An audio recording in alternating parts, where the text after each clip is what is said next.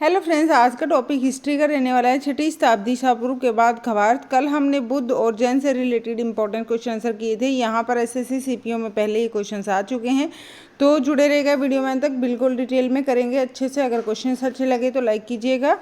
Question number 1, Bharat में सबसे पुराना लौह युग जुड़ा हुआ है। भारत में सबसे पुराना लौह युग जुड़ा हुआ है चित्रित धूसर मृत भांडों के साथ। किससे जुड़ा हुआ है? चित्रित धूसर मृत भांडों के साथ।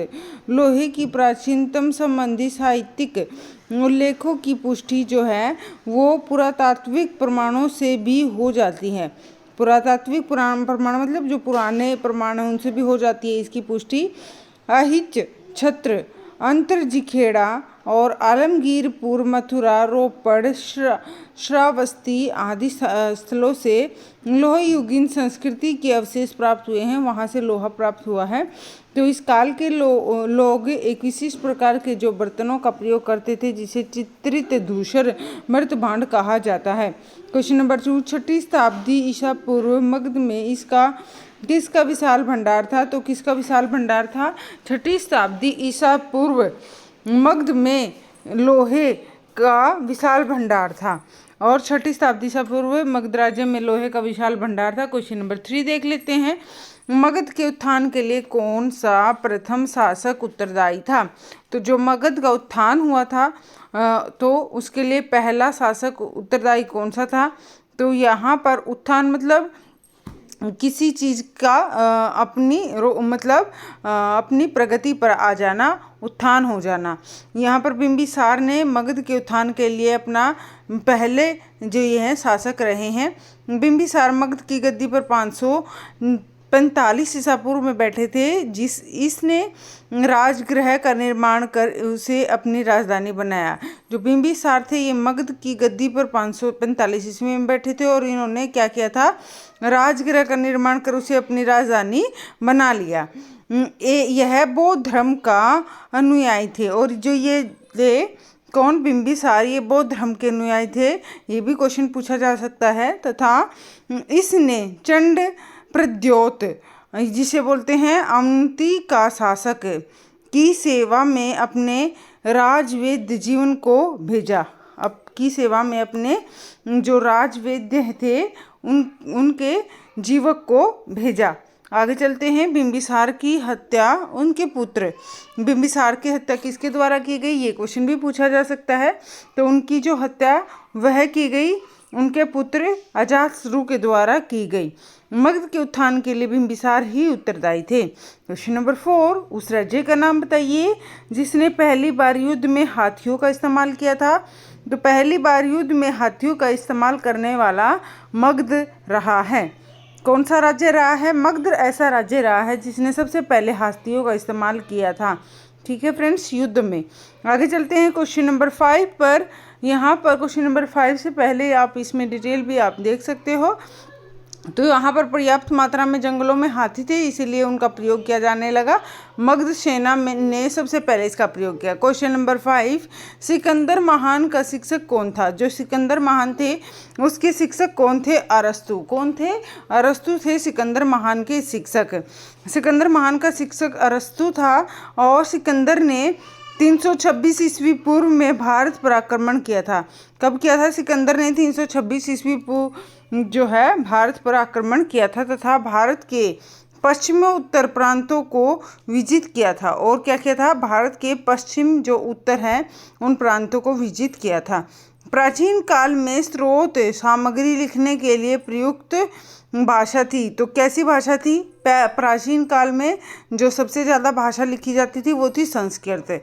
प्राचीन काल में स्रोत सामग्री लिखने के लिए अधिकांश संस्कृत भाषा का प्रयोग किया जाता था। क्वेश्चन नंबर 7, प्लीज़ अंत तक बने रहिएगा वीडियो में।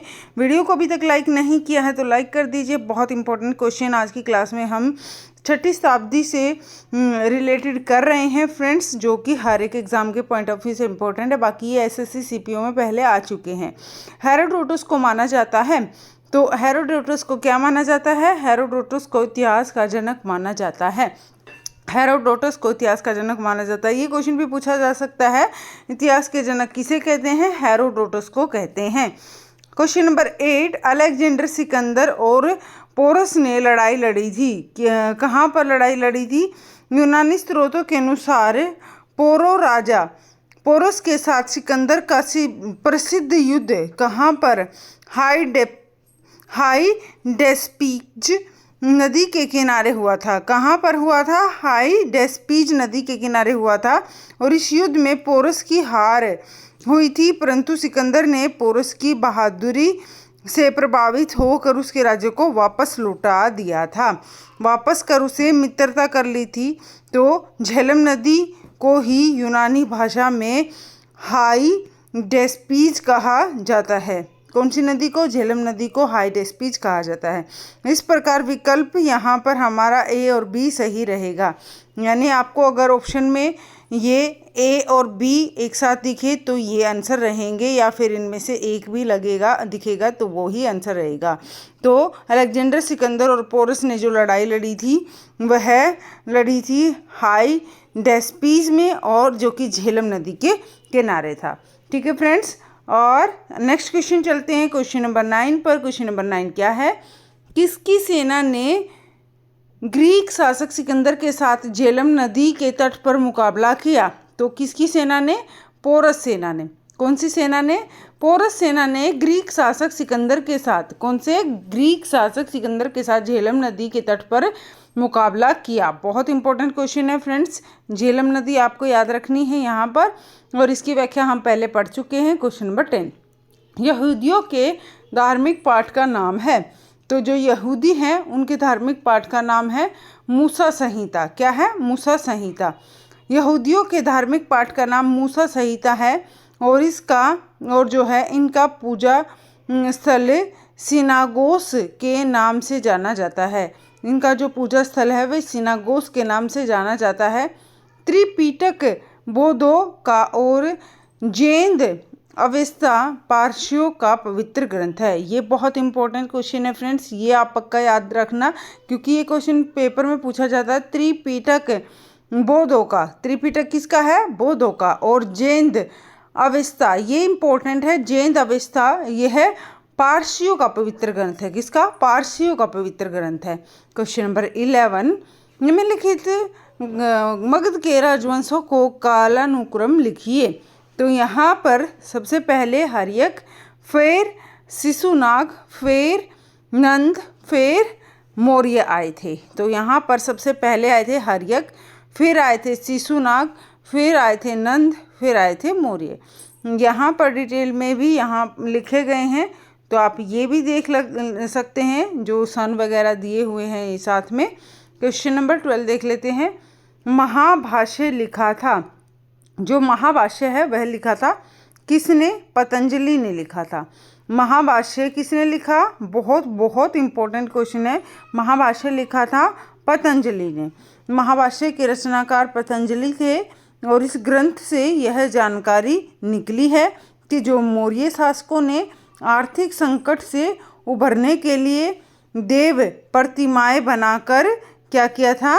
उनको बिकवाई थी। ठीक है, देव प्रतिमाएं बनाकर बिकवाई थी। मौर्य शासकों ने आर्थिक संकट से उभरने के लिए देव भगवानों की प्रतिमाएं बनाकर बिकवाई थी। तो इस ग्रंथ से यह जानकारी मिलती है। महाभाष्य लिखा था किसके द्वारा? पतंजलि के द्वारा। क्वेश्चन नंबर 12 तक हो चुके हैं। यहाँ पर हम 2 क्वेश्चन और करेंगे, देख लेते हैं। निम्नलिखित नामों से प्राचीन भारत का यहाँ पर चिकित्सक बताना है। तो ये रहेगा चरक, फिर रहेगा सुश्रुत, और फिर बाणभट्ट। ठीक है फ्रेंड्स, यहाँ पर आप देख लीजिए इसका आंसर क्या रहेगा।